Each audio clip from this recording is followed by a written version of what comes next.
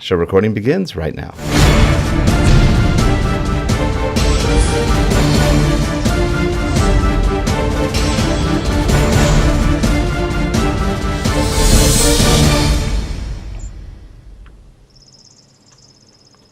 Hi everyone, and welcome to eLearnChat, where talk is knowledge. My name is Rick Zanotti, and joining me not that far away, maybe a scant 1,500, 2,000 miles, is Dawn Mahoney. Hey Dawn, how are you today? Hi, good morning. Happy Wednesday. Happy Wednesday. Great day. Yeah, so what's new in your world?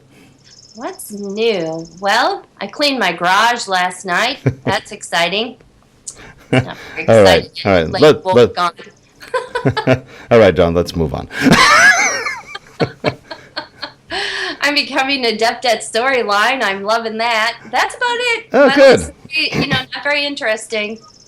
That sounds good. Anyway, well, we've got a guest today. Would you like to introduce him? Love to introduce him. So JD and I met sitting in a session together at ASTD ICE in Orlando a couple of years ago. And we've been Twitter pals and on LearnChat ever since. So welcome to the show, JD. Thank you. Hi, JD. How are you? I'm doing well. Thanks for having me on. Hey, welcome. Now, you've got an interesting past. You've worked you have worked at Disney, and you still work at Disney. I do. So I live in Orlando. So at some point, if you live in Orlando for enough years, you're going to work at Disney at some point. So originally I was an operational and HR manager at AMC Theaters, and then moved to Orlando. Disney's here, so I decided that I'd make a jump over. So I was operational and learning and development with Disney for several years, and now I work with Kaplan Higher Education. But I still enjoy, working with the Disney company and doing what we do for guests and just having some fun on the weekends. So I'm a seasonal cast member as a Jungle Cruise skipper. That's so kind of fun. If you ride Jungle Cruise, I may be driving your boat in a circle for 10 minutes. That's fun. Really, really fun. It's funny. A lot of people go, I don't like the Jungle Cruise. I think it's one of my favorites. It's fun. Love the It's a fun ride. And of course the skippers make it fun. I mean, I've had skippers that were from completely hyper to so deadpan that they were hilarious. Yeah, everyone has their style. They do, and it's a lot of fun. It's funny. You can go through the cruise, and it's a little bit different every time with the narrations and everything else. But I don't know. It's one of those fun ones. I remember it as a kid, and I always thought it was kind of like a cool cruise. Yeah, it's one of those, Walt created the Jungle Cruise, so it's one of the few remaining Disney classic attractions. So that was one of his, okay. It was, yeah. Was the Haunted Mansion his as well? It was, yes. Okay, that's what I thought. I've ridden that, all of those. I love it. My mom and I are probably going to come to Orlando sometime later this year. We'll make sure we get you for our camp. Give me some warning, and I can set myself up and help you out. I'll check in with you on dates and times and locations for that. So, with Kaplan, what is your role now, and what do you do on a daily basis? I'm fascinated. Sure. So Kaplan Higher Education is part of Kaplan Inc., which is the world's largest education company, depending on who you ask. Pretty sure that's accurate.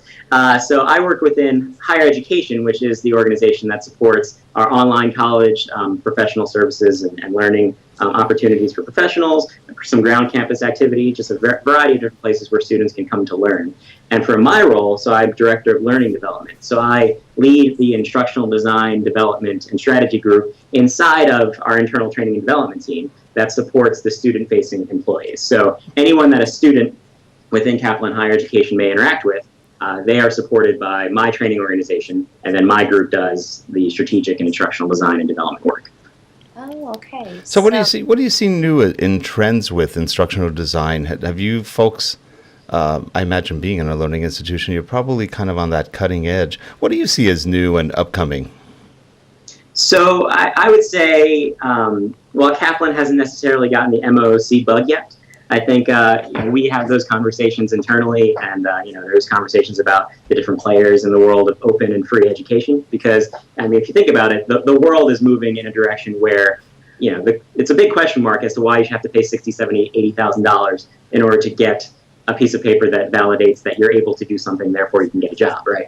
So a lot of the conversations that happen internally from a learning and development perspective kind of align to where the industry in terms of higher education is moving, and the things they're thinking about in terms of being less about formal credentialing and things like that, and more about skill-based learning.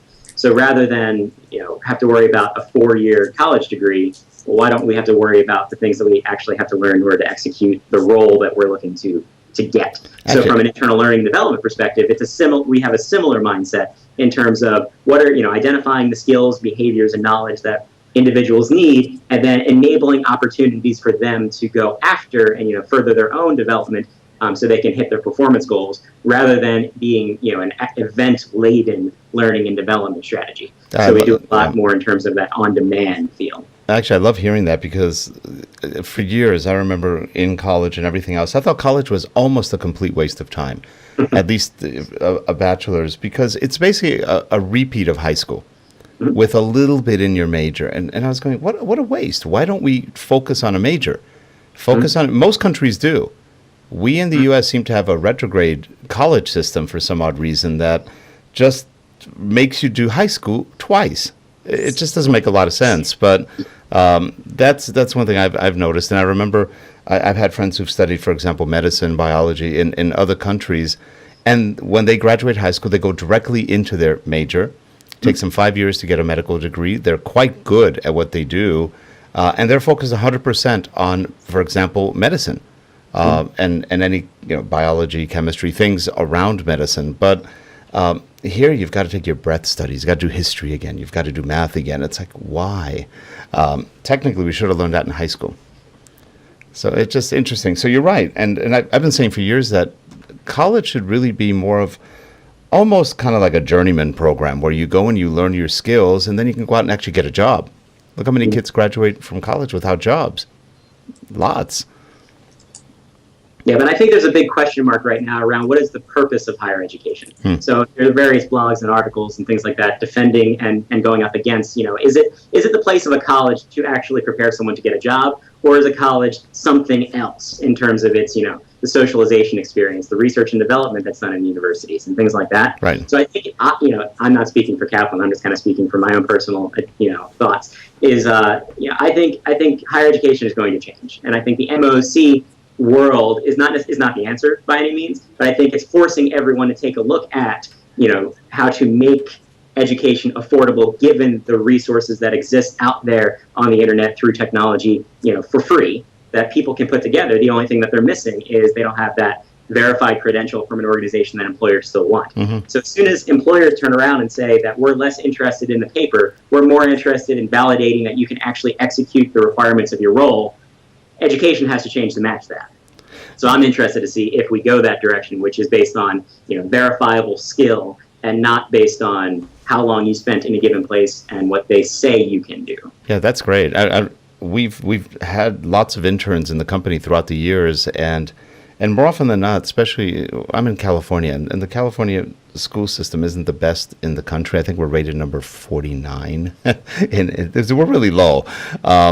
In a lot of cases, we have very good universities, but not all of them. And I've written letters back to some of the deans, and I just go, you know what? You're a puppy mill. You're putting out students with no skill sets, and then you're convincing them they're going to go out and make $150,000 a year. It's like you're not doing these kids any services, and I think that's one of the issues with what they're doing. The kids are coming out with, what is it, like you said, $70,000 to $100,000 in bills, and no skill set, no ability to get a job, and you just go, oh gosh. So definitely something's not good there, and the kids don't know they're really not getting a good education more often than not, or at least skills that they can use, because they're convinced, and the counselors tell them you're going to make a fortune. Well, yeah, when you finally get some skill sets, but not right up front.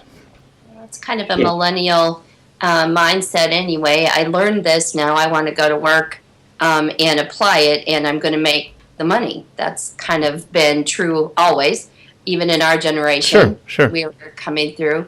What I like about the MOOC concept and the fact that higher education, it appears through JD, learning through JD, that there is conversation about how the MOOC is feeding into the higher education and academic world, because it crosses global lines. You no longer have to take United States-based courses to get a job in the United States. I can remember years ago being participating in a panel at the Distance Learning Conference about how higher ed was going to handle online education with students from other countries, and people were scratching their heads, and there were some very important folks sitting on the panel, and they just couldn't deal with that. So has that changed? And Kaplan's an online presence, so probably they've dealt with it quite well. So on the Kaplan side, we do have international students, but we're primarily domestic, given like you were saying, some of the restrictions of online education in terms of one of our admissions requirements is you have to be able to speak English in order to experience the class content, because it's in English, because we're a United States-based institution. On the MOC side, I've been exploring it personally, so I'm actually in a Coursera class right now. Less for the content, because the content of the class, it's a class on gamification for business practices. So it's not a new concept to me. I just wanted to experience it to see what this was like, because I've been reading about it for the entire time the movement's been around, and the various players have been growing, and people have been exploring it as an alternative to education in a way to kind of lower the cost.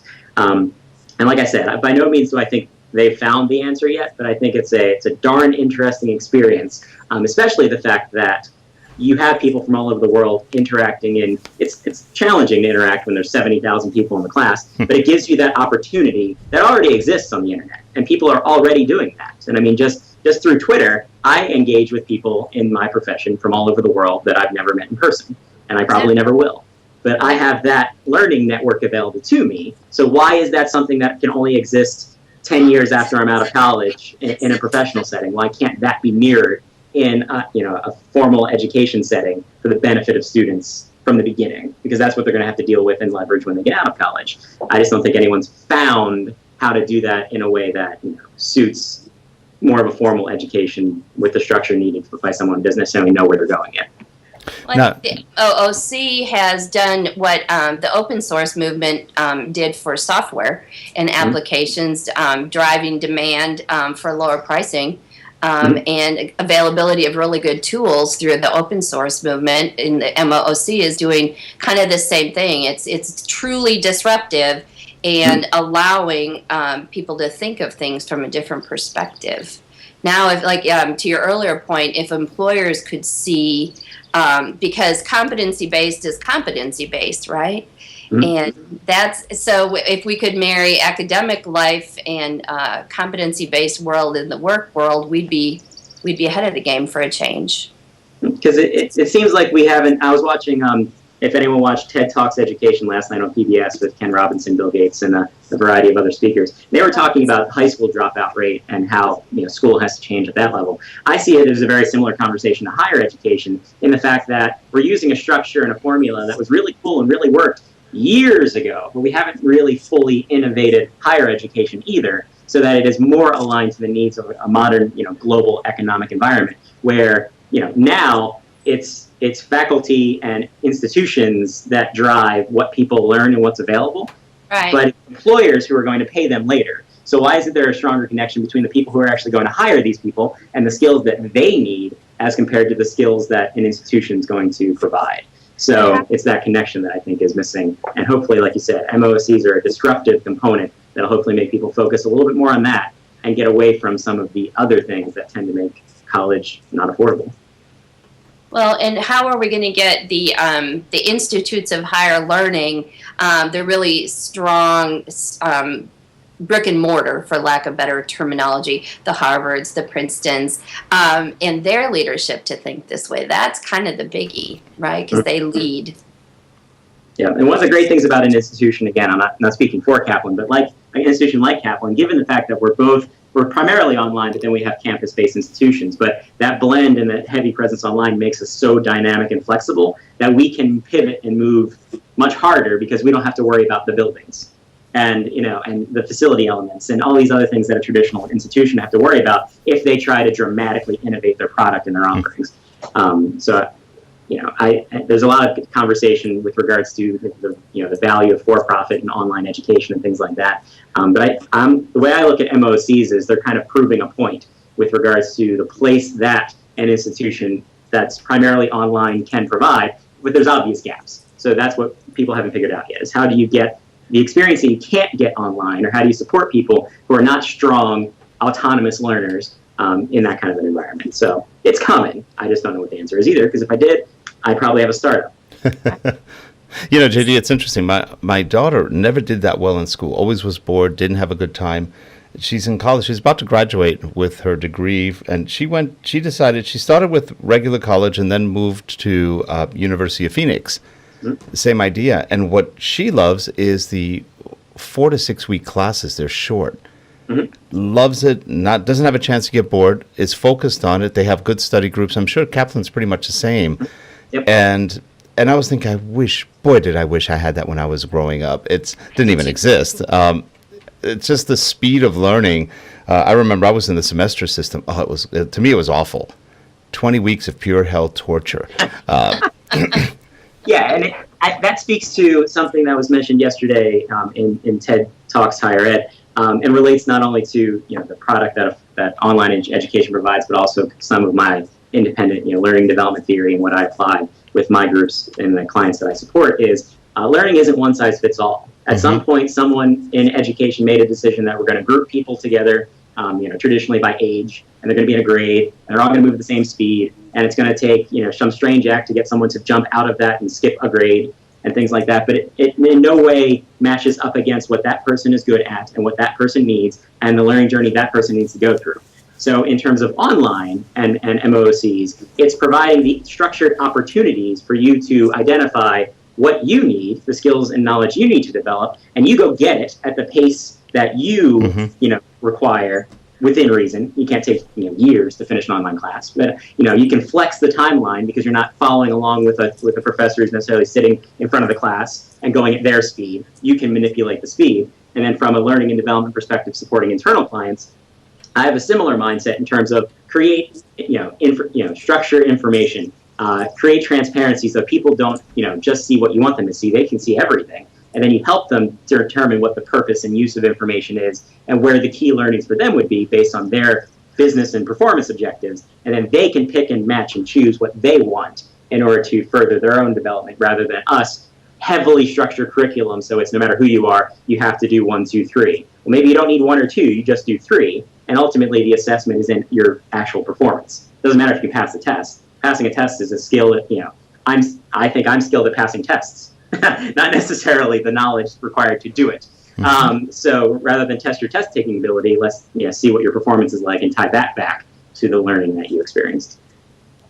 Well, and, we have these traditional degree plans where you have to get all these general studies done first. And, as a college student, I was working on my major because it was music education from the beginning. But those people that had, less defined degree plans, they were taking English, 3 levels of English and basic biology and all these things that really had nothing to do with what they were going to do in the real world, in quotes. And so I think we lose students. I know that I didn't like being forced to take courses that I wasn't interested in. Right. So this whole educational model needs to change. Leva brings up a good point in the chat room, and she's in higher education in Belgium, and she said our students really prepared in high school for autonomous learning in the way that, Kaplan and others that we can mention do. And I think it's getting better, but I'd love to hear your thoughts on what the conversation in your meetings are. Yeah, so with Kaplan, our standard demographics are obviously adult learners. So we don't traditionally have a lot of people who come out of high school straight into an online degree program with us. We usually serve people who need it for furthering professional objectives, or they are coming back to school after some life event got in the way and they weren't able to continue and things like that. But from the perspective of in terms of what I see and my thoughts are, I would say most are not ready if they come straight out of high school and go into an autonomous learning environment because the connections haven't been made. And like you said, a lot of people spend the beginning parts of college trying to figure out what they want to do. Well, why isn't that actually part of an earlier experience where they can, as Rick was saying, more effectively target their higher education experience towards where they want to go and leverage it to get the skills and knowledge they need to execute in X career path, right? As opposed to spending it, because in my case, I can speak to my college experience. I spent the first 1.5 years taking science classes. And, I luckily tested out a variety of things. But I took a bunch of classes that I didn't need because I had to hit a number of credit hours. So I actually took golf in college. credit. That is a life skill in my world. I live in Florida, so I guess you need to play golf, right? That's right. And it's all about physics. There you go. And that comes in handy. But good thing I took physics in high school. But, did I really need to get that number of credits in order to graduate with the degree I had? Not so much. So in my case, I could have, I'm confident, years later saying I could have come out and, give me the landscape, give me the opportunity, and I will get what I need in order to go where I want to go. But I would argue just personally that most people are not ready coming out of high school to have those choices and to go. So I think that speaks to their preparation prior, and then I still think there isn't necessary structure in higher education. You can't just let them loose and go. I think it can be more autonomous, and I think it can be more skill-driven and a lot more connected to ultimate career outcomes that people are looking to achieve. I think a lot more is needed up front to help them identify what are those career outcomes and what are the paths I need to take. And again, apply that. It's not one size fits all. Everyone going this way has to go this path. People have different skill sets, different abilities, different levels of existing knowledge, and it should be taken more into account than it is at all levels of education. And I think across learning and development, so it's not just a higher education issue. Agreed. I think the whole argument in the traditional academic world and even in high schools is we have to give them a well-rounded, and that's the language, right? Background, basis, and I don't know that that's true. I took physics. I also took calculus a couple times, and I'm still not using that every day. Yeah, and you actually use it often, Dawn? I'm saying I'm still not using it every day. Yeah. I would agree with people who say there's a need for that, because I agree that you don't necessarily know where you want to go, where your skills are, or what you're interested in unless you're exposed to it. So I just think that exposure needs a different timeline and a different pattern and less repetitiveness. Because if I took, if I made a decision in high school that I'm not going to be a physicist, and I have a basic understanding of physics because I took it, I shouldn't have to go again.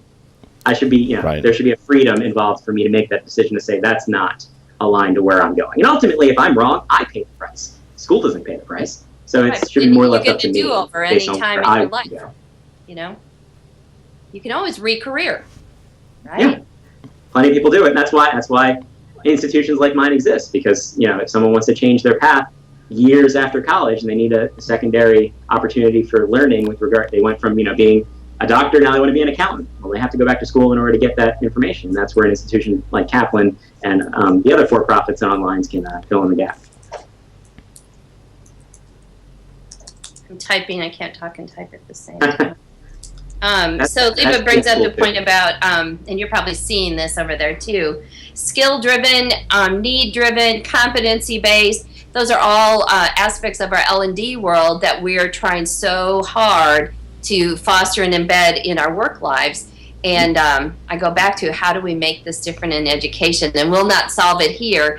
And I think I'll never see it in my lifetime, but I do hope that at some point we have students who become better students and are willing in the universities that they attend, regardless of whether online or brick and mortar, that the thought process is how do we get better at how we're going to do what we're going to do, and not here's a checklist. Because I work in an environment where everything's checklist based, and that's because that's what they know. Mm-hmm. Right? Check. We did it. Okay, we're competent now, and that's just not what we need to be doing. Well, that's kind of an issue that we have right now starting in elementary school and high school, that we're more worried about testing and grades. And grades than actually any kind of comprehension, knowledge. We, as a country, we have the lowest reading levels in pretty much the world. I mean, literally the world.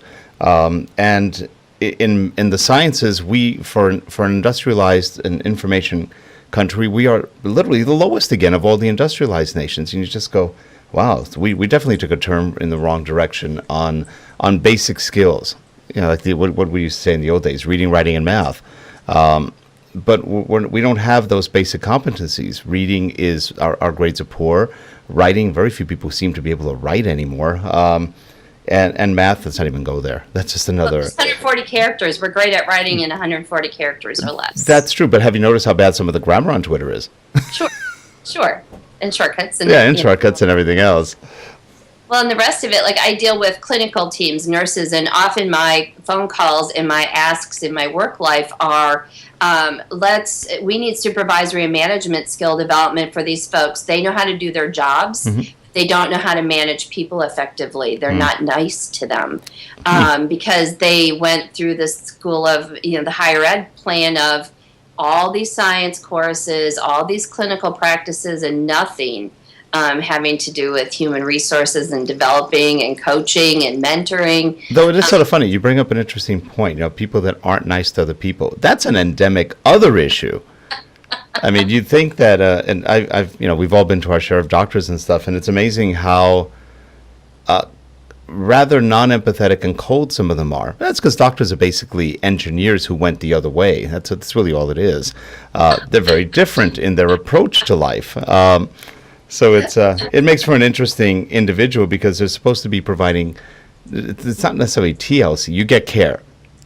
Do they care? Not necessarily. Are you going to get affection? Probably not. It's interesting related example, because I think overall that could, I don't know where they went to school or what their medical curriculum may have been like, but is there a disconnect between the skills actually required to do the job, which would require those people skills, and is it missed because that's not the core competencies required to execute the job or to just be that in that profession? But related note, Disney, not that I've worked on this, but I know that Disney actually does a lot of consulting with the medical industry in order to instill some of that Disney level service standard into medical institutions, so that when they do come, it's not just the medical experience, they get a customer service experience too. That's good. So I think pockets of it are starting to pick that up, and especially if you are near Disney's resources and you understand what they're able to do from a service perspective when they come in and consult. So the Mayo system is an exception. I can't speak strongly enough and highly enough about, and I don't know if it's Disney that's consulted with them or what, but there's not a team member in that vast situation in Rochester, Minnesota. That's only one I have experience with, but a lot of experience. And the people that live in the town as well. You never not have a good customer service experience. Was that Mayo Clinic? The Mayo Clinic, okay. The hospitals, all there. It's different there. Some of the physicians still not so much, but generally, the language they use is less jarring, and it's still truthful. You can get answers. It's fabulous. So when you bring that up, JD, that might be how they, busted that paradigm. I don't know, but it's interesting, Don, because a lot of that can be trained. You can train good customer service, and really it comes from an awareness of what you're doing, an awareness of the people you're working with.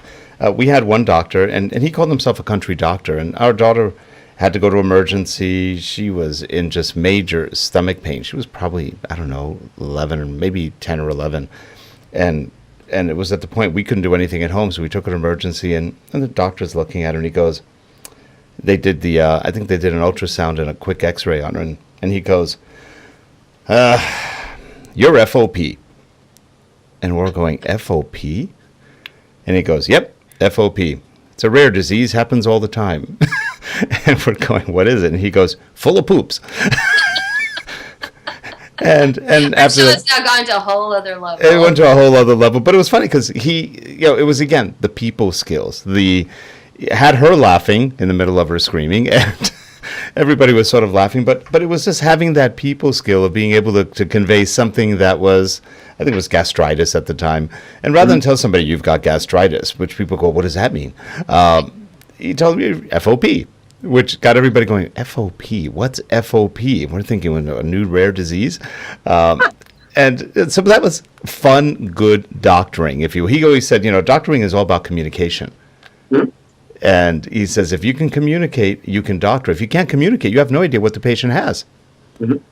So, which is part of the problem. How many times have you gone to a doctor? As an example, and there's some very good doctors out there who don't ask you any questions or very few questions, and they make assumptions. That's a bad practice. And of course the people skills.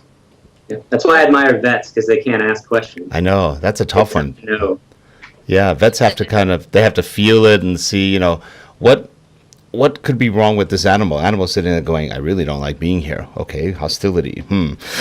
So, It's like you said, it's partially the person in terms of customer service capability. Obviously, some people are born with it, some people can learn it, some people will never. right. But then there's a lot of tricks to the trade. I mean, a simple example at Disney is if it works, because some people are not necessarily going to follow this rule, but if you ask a cast member at Disney what time the park closes, they never say what time it closes. They say it's open until. Oh, interesting. Close has a negative connotation. Open is a happy thing. Yeah, that makes sense. It's the happiest place on earth, right? Simple things like that. Apple has very similar standards with the language their people use. Mm-hmm. And this stuff can be coached. I mean, that's pure proof that it can be. And I'm just fascinated that we don't do that back to higher education and so forth.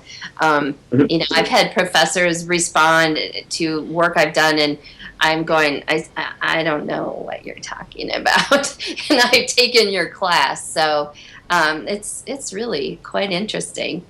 Is your Kaplan L&D experience similar in what ways to your Disney L&D experience, and how is it different, JD? I'd say it's very different. So speaking to the Walt Disney Company, obviously they're a company with a great heritage, and they've been around a while, and they're the best at what they do. And everyone else knows that, and they know that. So in terms of Disney, it's very process oriented. There's a lot run on the line at Disney from a safety perspective. So that's a very consistent concern, and the number one priority in terms of everything learning, development, and operational that they do there. So there's a lot of standardization, a lot of guidelines, and it's a very large company with a lot of different segments to it. So there's a lot of individual operational type work. I supported a lot of operations at Walt Disney World Resort specifically. Then there's the segment-wide work that involves everything from movie studios to, they had a mobile phone business for a while, the television, the ESPN, and all different types of things. So they're very process-oriented in terms of what they do based on the needs of their organization. At Kaplan, it's a much younger organization. So Kaplan, as a company, has been around since the 1930s when Stanley Kaplan created the test prep business.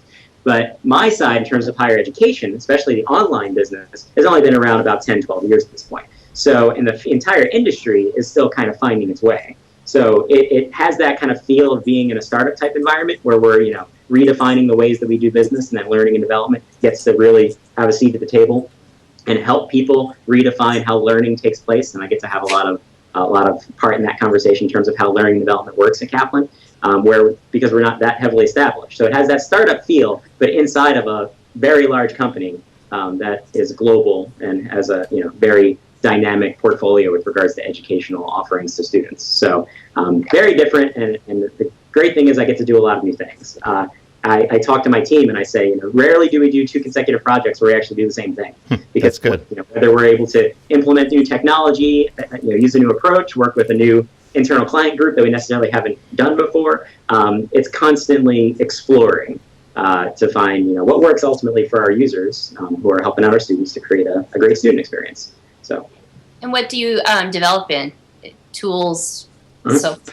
Yeah. So when I came aboard, I was originally much heavier in terms of hands-on development before my team rounded out, and I changed roles a while ago at this point. But so we were doing a lot in Captivate, which we still use Captivate as kind of our primary rapid development e-learning tool. Now we have a developer who does a lot of work in Flash, so we can get more dynamic with that regard. We haven't gone towards anything with HTML5 yet, just based on our available resources, and we don't have a lot of people who are mobile. Most of our people are in call center type environments and student support centers, so a lot of people are on the desks, so a lot of it's delivered to desktops. But a lot of the work we've done in the past year and a half or so has focused more on how to effectively leverage information through technology throughout the organization. So we do a lot of work in terms of building knowledge resources. So if you're familiar with Atlassian's Confluence wiki platform, we use that heavily for both knowledge management and also providing on-demand learning opportunities. So we'll use that in tandem with our LMS, which then hosts the more formal course-driven type e-learning opportunities. So that mix in terms of focusing on the availability of information and the ability for people to leverage and learn from it and apply it has enabled us to become much more purposeful in our event-driven learning opportunities, especially e-learning. So we went from being a world, which is probably familiar to many, where e-learning is very talk at me in terms of its basic purpose, where we've been able to eliminate that and make e-learning experiences much more about practical application and contextual scenario-based and simulation type work, where a lot of the delivery of information and availability is focused on resources that are available in the context of the job. So if they're supporting a student actively on the phone and a question gets asked and they don't know the answer, they have a resource to go to, and it's not about training anymore. It's about their own performance support opportunity. Training comes in behind with our events and things like that to support their continued development with those skills and behaviors. So with the Confluence wiki, are students also creating wikis or in groups, or are they pretty much just using the resources that are already out there? So we use Confluence internally to support and grow information with my client. Oh, great. Okay. On the student side, actually, our platform has similar capabilities in terms of our KU campus platform. So I was actually a Kaplan student for a while, so I've experienced the student-facing products. So we have similar types of worlds where we'll do collaborative work, because again, we have similar challenges to MOOCs in terms of how do you replicate the valuable social interactions that take place in the classroom, but do it online. Good thing is, a traditional online school, we have much smaller class sizes. Right. So as a student, I had 10 people in my class in one instance. So we were able to get very collaborative and build out collaborative content in a wiki platform. In some cases, we use Google Docs and things like that for real-time collaboration in the classroom. And then I actually had a lot of meetings with folks from actually around the country in my various classes. We use Skype and things like that to have our class meetings, where rather than in the classroom, we're just doing it virtually. That's great. So is there plans to tin can API or build more mobile platforms? I know your team is small, but... So so internally with my group and my client groups, like I said, we don't have a lot of people moving mobilely. That doesn't mean I don't want to do it anyway. Because at some point we do have people who do go around, whether it be to businesses that help create alliance agreements. We have a lot of work we do with the military in terms of providing custom education products to the military. Those folks are moving around the military bases. So we focus everything we do on the capability to deliver from a mobile perspective. So as I mentioned, Confluence is mobile enabled. So there have been instances where I'm at dinner with a friend and they ask me about a degree program. I pull it up on my phone because I have access to all of my internal content via mobile device. From a tin can perspective, we're more reliant on our tools to upgrade towards tin can. I'm very familiar and have been watching and was participating in the Twitter release party last week, I believe it was. So we're watching our tools to see when are they going to become tin can capable. So our LMS isn't there yet. We use Zebra's apps from Allen Interactions for some of our rapid development and prototyping work. I know they're working towards enabling tin can and things like that. So we're familiar internally, and we're watching and we're learning. We're waiting for our tools to catch up. That's great. Always true. Well, that music you're hearing in the background we are at the end of our show. Yay. JD, we'd love to have you back on. Yes. I'd love to be here. A great time. Thanks, Rick and Dawn, for inviting me. And the plug. Check out ldglobalevents.com. Yeah, we've been showing industry activities. Yeah, in fact, here's the website again. And I'll Great see resource. you in Dallas, right? In a little over a week. Yep, I will be there. Good. We'll plan to meet up at the Tweet Up or before. Alrighty. Thank you so much, JD. Have a great one, JD, Dawn, you too. And if you're watching in the chat room, thanks for being there live. And if you're watching the recordings, please subscribe, give us feedback, let us know what you think. Have a good one, everyone. We'll see you next week. Bye-bye. Bye-bye.